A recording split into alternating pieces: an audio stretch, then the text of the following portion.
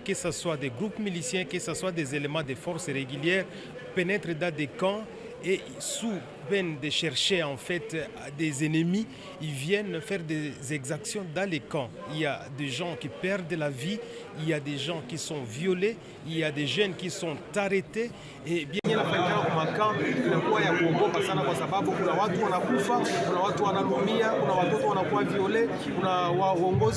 je suis parmi les leaders influents de l'Est.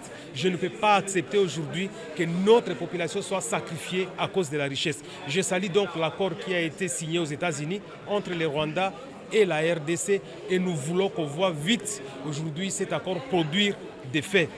Ça fait 4 fois que les droits humanitaires est totalement violés dans les différents camps de déplacés à la province de l'Ituri, dans la ville de Bunia et notamment dans les territoires d'Endjougou. Donc chaque fois, des éléments armés, que ce soit des groupes miliciens, que ce soit des éléments des forces régulières, pénètrent dans des camps et sous peine de chercher en fait des ennemis, ils viennent faire des exactions dans les camps. Il y a des gens qui perdent la vie, il y a des gens qui sont violés, il y a des jeunes qui sont arrêtés et bien évidemment bien d'autres dégâts, des pillages qui sont enregistrés.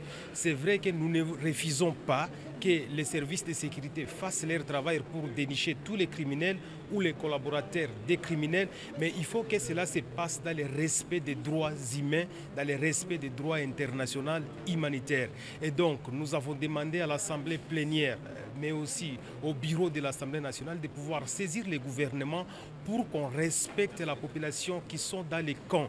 Ainsi, nous sommes en train de demander à ceux qui est des sorties des camps, de contrôler les sorties et les entrées dans les camps et qu'on puisse quand même détacher des services de sécurité, notamment des policiers qui vont garder ces camps-là pour qu'il n'y ait pas n'importe quelle personne qui vienne entrer pour régler des comptes. Et nous voulons aussi qu'on développe plus des renseignements qui permettront à ce qu'on déniche les criminels qui sont dans les camps d'une façon civilisée, que chaque fois de boucler les camps et le matin, il y a des tirs d'armes de partout et les gens sont obligés de fuir, de passer la nuit en dehors du camp au lieu de pouvoir rester dans les camps. Donc c'est une violation grave et moi j'ai été saisi vraiment par ma base et cela s'étend aussi la situation dans d'autres parties de la RDC à l'est du pays pour que les camps soient protégés. Et nous sommes en train de regretter tout haut que la MONUSCO, la mission des Nations Unies qui est sur place, qui est censée aussi sécuriser les camps parce qu'il y a eu beaucoup de déclarations internationales sur la sécurisation des camps par les Nations Unies, cette mission ne fout absolument rien, observe aussi ces différentes violations.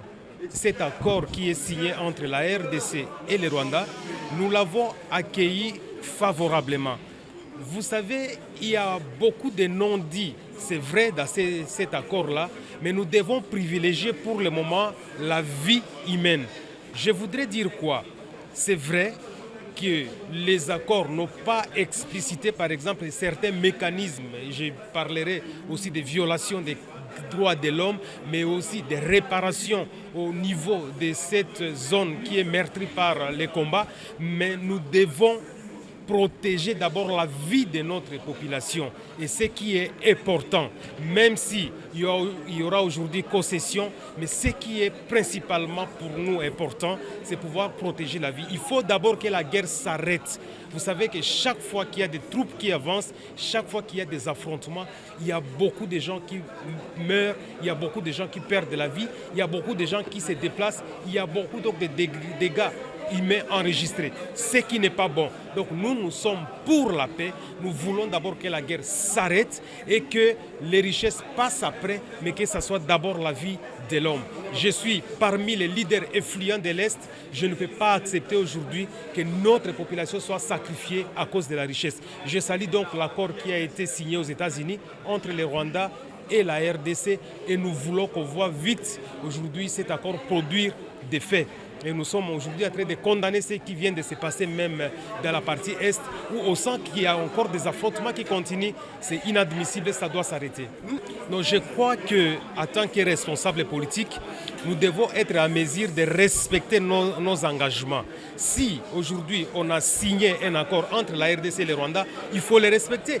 Tout le monde sait que la guerre qui se passe à l'Est, c'est le Rwanda qui est aujourd'hui le parrain, c'est le Rwanda qui appuie le MV3. Et donc si le Rwanda s'est engagé en faveur de la paix, pourquoi le Rwanda ne peut pas autoriser à ce que les M23 arrête ces offensives-là, parce que nous savons que c'est le Rwanda qui est derrière tout ce qui se passe. Et donc, nous, on aurait voulu que le Rwanda respecte cet accord, respecte cet engagement et qu'il demande au M23 de stopper les offensives.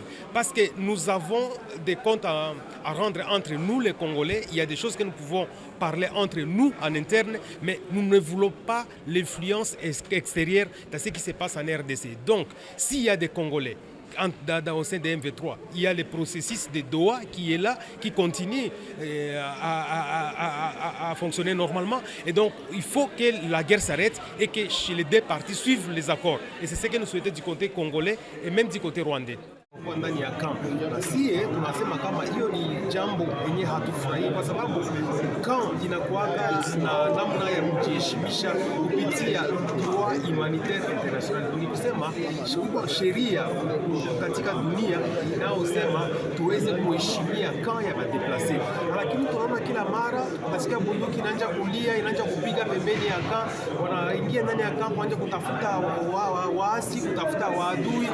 Ile sio namna nzuri. Si tunapenda kweli nchi yetu RDC tuweze kutia wadui pembeni, tuweze kuwatosha katika kama watu wanaingia kule kambi, lakini inaomba tuifanye kwa namna ya mzuri. Na namna gani? Tuweke mapolisi waweze kuchunga ile makambi na tuweze kuweka service ya masekirite ya marenseignement ya information.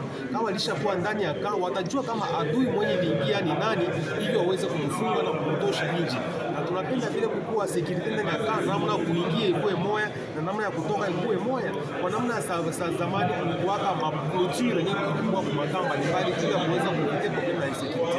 Lakini leo yenyewe inafanyika kwa makambi inakuwa ya kuogopa sana, kwa sababu kuna watu wanakufa, kuna watu wanalumia, kuna watoto wanakuwa viole, kuna waongozi wanakimbia, watu wanafika wanaishi mchana katika kambi, lakini usiku wanakimbia wanaenda fasi nyingi. Na tunapenda usalama ya mzuri katika kambi na gouvernement à travers le ministère de l'Intérieur a assuré quand même namna yenye watu watakuwa mzuri kule kambi. Na ile ndio tuweza kusema kwa wanabunge wote waweze kujua kama jambo linapopatikana kwa Ituri, Kubunya na teritoria ya Jugu sio mzuri kwa usalama ya mwingine yetu.